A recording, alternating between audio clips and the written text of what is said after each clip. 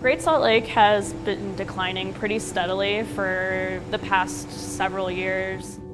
And there are a number of consequences for declining lake levels. In my case, I'm very interested in looking at consequences for human and ecosystem health as it relates to dust produced from the dry lake bed. The reason that we're really concerned about that is that the Great Salt Lake is a terminal basin lake. What that means is that there's no outflow of the lake, so there's water that flows in, and the only way that things get out is by evaporation.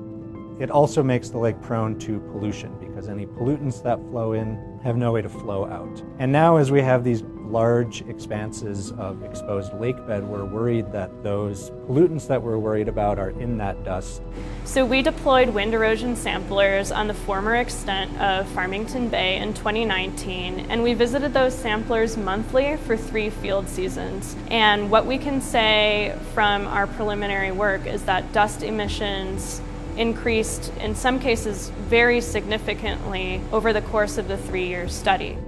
But a lot of our work is ongoing. So what we can say for now is that dust produced from the dry lake bed of Great Salt Lake is enriched in potentially toxic contaminants, heavy metals like copper, arsenic, lead, chromium. Not all heavy metals come from human activity, but the degree to which they are present definitely suggests that they are from anthropogenic activity. We definitely have detected and measured combustion byproducts and polychlorinated biphenyls, PCBs, in our dust samples. So both of these represent classes of toxic compounds that are hazardous to human health.